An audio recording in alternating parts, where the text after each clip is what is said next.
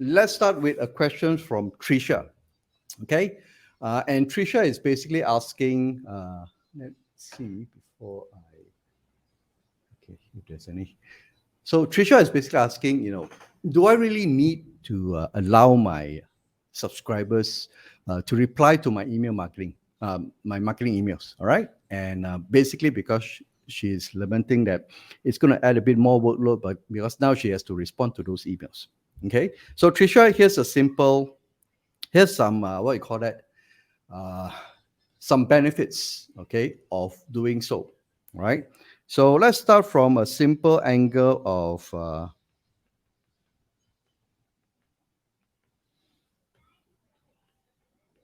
okay, this is going to be a mouthful. LITY. Okay. From an angle of email deliverability, right? So basically, what happens is you want to make sure that your email gets into the inbox and not end up in spam or junk folder, right? That's very clear. So this is something that we don't want. We basically want this one, okay? So in order for this to happen, the ISPs, or what you call that, the inbox providers, your Gmails, your Yahoos, your Exchange, okay, we'll be looking at these signals. One is obviously the engagement between their clients, which is their inbox providers. So for example, if you have a Gmail account, so you are a customer of Google or Gmail, okay? So engagement between their clients and your email, right? And that comes in several forms. Whether do they actually, do they click on your email? That's one signal, okay? And the other one is, do they basically move them? For example, if when you're initially sending, very likely that your emails may end up in promotions, or sometimes, this is a so-called a secret box that Gmail doesn't tell us. Sometimes your email may end up in promotions. So if your subscribers or your email recipients drag them into their inbox, then that is a signal that your emails are important. And from then on, they will make sure, or Gmail will make sure, that your emails would land into your inbox, in their inbox, as much as possible. Okay. Another one is either they save your email into their contact list. So generally, if you notice, a lot of email, people send emails out at the end of, let's say, a thank you page, whatever. They'll tell you a few things. Whitelist their email address. Okay. Add them into their contact list, for example, or either check your spam box, and then if the email is there, drag it into your inbox. Generally, these are the three things. In the thank you page, they will probably say that. Now the thing is this: most readers don't do that. Okay. Nobody's going to, not many people, if you ask them how do you whitelist an email, not many people would know. And even with given the instructions, very likely that they will ignore. Okay. So here's the secret. When you write an email or marketing email and you allow them to reply to your email, automatically what it does is it then, your ISPs would then add your email address into contact list, because you are replying them as an engagement. So this activity is a lot more simpler for your subscribers to do. And it makes sense, because end of the day, the reason why you send an email is not just to blast and tell people about what you have and all those things, or what you have to offer, but the idea is to create a one-to-one communication, right? Going back to the very basics of email, the reason why we email marketers do the things that we do is we want to help clients develop their one-to-one conversation, right? So when you segment your list, basically segment the list properly, for example, then I can send specific message to the specific readers. So that way, you would then increase engagement. And when you allow them to reply, so that's why you notice I tend to frown. And some of the, a larger, basically what you call that, company name. Okay, so larger companies, sometimes you will see this email, no reply. Basically, they say you're not supposed to reply, right? And this will also come when they send you transactional emails, right? Transactional emails means, for example, let's say your invoice when you made a purchase. Obviously, there's nothing to reply, so they will send through this, no reply.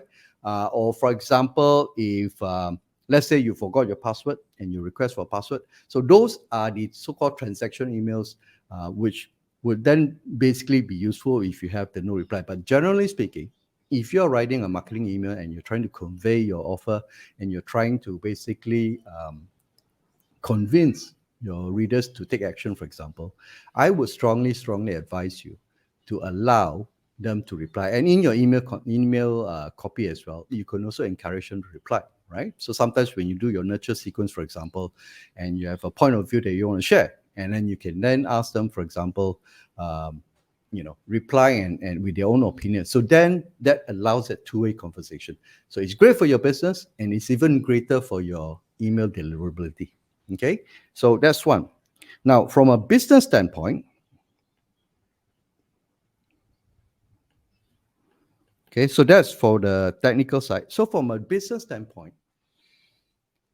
you you want to build that relationship, right,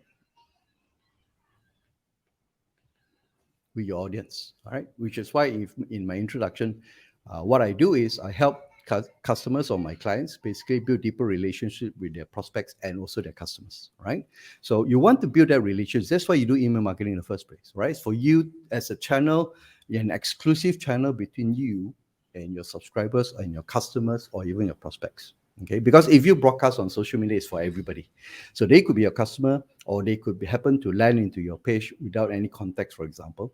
But when you get them into your email list, you are basically building a relationship. So by virtue of allowing people to reply, you are basically encouraging that conversation. Now, wouldn't it be nice where you now have a very cheap and very efficient and efficient, what you call that, medium for you to actually have the conversation with your customers or your prospects, right? They can, knowing very well that they can write. If they want to complain, it's between you and them, right? And it's not public on your social. If they want to compliment you, great. You can even capture that as your testimonials or whatever it is if you want. But more importantly, because now they have a channel to reach out to you. And that's what the purpose of business is to serve your customers anyways, right? Unless you tell me that your purpose is you are not interested in your customers, you just want to push products or push your services to them, get their money, and that's it.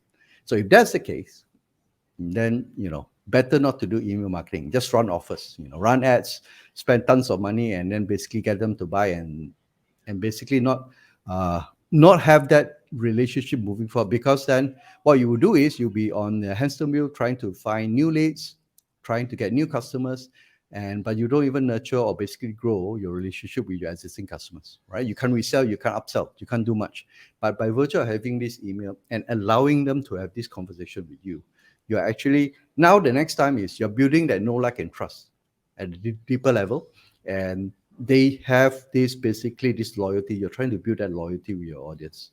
Okay, so Trisha, that yes, it may add a fair bit of workload because you may have to respond, but look at it this way: how often that you actually have, it's a privilege to actually have your customers or prospects actually telling you maybe what they want. Maybe the offer is not right for them, but they're looking for something else. That's your market feedback. All right, that's the most valuable feedback that you may possibly have. Right. So by having this, allowing them to reply, and all you need to do is maybe spend an hour at the end of business day, for example, to go through the replies and then respond to them. And that's about it. You don't have to respond immediately. All right. It's not like a messenger or WhatsApp, for example, or mobile SMS that you have to respond immediately. You can respond within the business day itself, right? But now you actually can reach out to them. And by virtue of you responding, it actually builds that bond, right? They know that there's a human being on the other end, and you know very well that when you send email, there will be a reaction coming back, either positive or negative. Either way, you get feedback. Okay, so Trisha, that is two side of benefits: the increase or so-called improvement in your email deliverability by virtue of people replying to your email. Number two, more importantly for business, you now get to have what you want, which is basically that one-to-one relationship with your subscribers. Okay. Hi, and thanks for watching. If you need my help to set up your email marketing engine for your business, just click on the link here and you see a list of services that will help you grow your leads and sales and also increase your profits through emails. I'm looking forward to working with you soon.